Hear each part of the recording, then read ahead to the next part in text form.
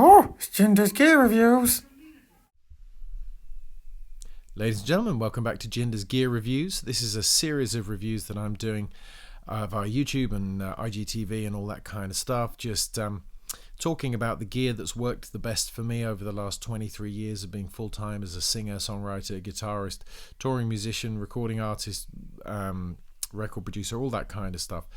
And today I'd like to talk about a microphone which I think has become considered kind of like the industry standard for home recording. People who want a high quality, fully featured, large diaphragm condenser microphone that gives you professional level recording without having to spend sort of Neumann U87 kind of money.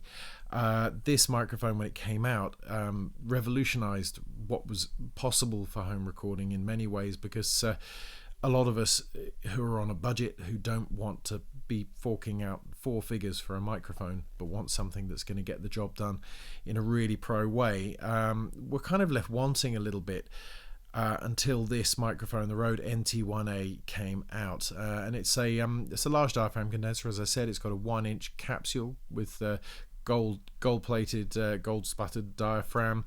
It's cardioid mic. It's not switchable. It doesn't have any pads. It doesn't have any kind of attenuation, nothing like that. No roll-off switches, anything like that. It is very, very plain, as you can see if I turn it towards you. I'm holding it in my hand. Perhaps it should be on a mount. Perhaps it should be on a stand. That's what I would do if I was recording vocals at this point. But of course, I'm talking about the mic and showing it to you, so I'm not going to do that. One of the real scoops with the NT1A is it has a phenomenally low noise floor. It has a nominal self noise of only 5 decibels, which I think is incredible, really. I mean, for what it is, it has pretty much the lowest noise floor of all the large diaphragm condenser mics. I don't really know how they've done this. It has transformerless transformerless surface mount circuitry, which helps. It has a massive dynamic range. It covers everything from 20 hertz to 20 kilohertz, which kind of is about any frequency that you want to record and put on a record. It's very nicely put together. It's an externally biased proper condenser microphone. It's got internal shock mounting. It's got gold-plated pins, all of the nice things. When I bought this, it came with a 10-year warranty. It's now out of warranty. I've had this mic since 2007.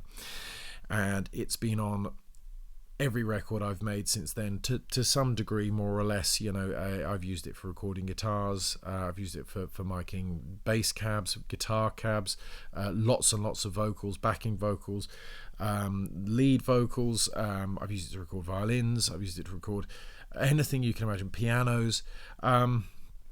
It's just a lovely, great, very kind of as flat as you would want a condenser to be. It doesn't sort of hype anything particularly. It's got it can handle very sort of high SPLs. I think 135 decibels is the max SPL that this can be exposed to without sort of shitting its pants. And it has a very sort of flat frequency response, a little hump just above 12k, but other than that, it's flat all the way through. It's a really, really lovely mic if you want a very sort of honest representation of anything you're recording. Is it as good as something like a U87? Is it as good as something like a 414? I'm not really going to sort of postulate with this. For some voices, for some instruments it will be, for some it won't be. But I personally, as you can hear, it's great for voiceover stuff. It handles vocals with aplomb. It's great for male vocals, female vocals. It'll go right the way up there. It'll capture all of that without thinning out and becoming overly sibilant like some condensers do. And it'll also I've recorded baritones and bass singers even with it. It's a very, very versatile mic. It doesn't weigh an awful lot. It doesn't get in the way particularly. The original shock mount that came with it, eventually, due to a stand being knocked over in the studio with the original shock mount on, it bent all the little prongs and everything. But I was able to get a replacement for it for something like £15. It's a great mic for anybody who's budget conscious. And yeah, it might not compare to, you know, to an M46 or a U87 or something like that, but it isn't that. It's not supposed to be that. It's something else entirely. So heartily recommended for me. For the money, it's very, very hard to beat the Rode NT1A. This mic has never let me down. It's been utterly bulletproof. It's moved house with me innumerable times. It's come on tour with me for miking guitars and stuff.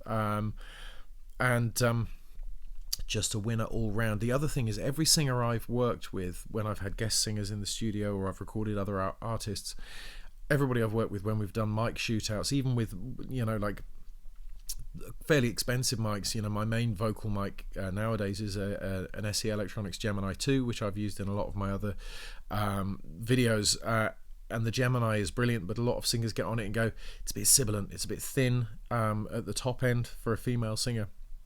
And they picked the NT1A, this mic that cost me, back in 2007, it cost me something like 115 quid, you know, and people pick this over mics that are four figures and more. So yeah, heartily recommended. Rode have a huge range of mics, and they are very, very good, all of them. So yes, the Rode NT1A, a 5 out of 5 large diaphragm condenser for me. Lovely.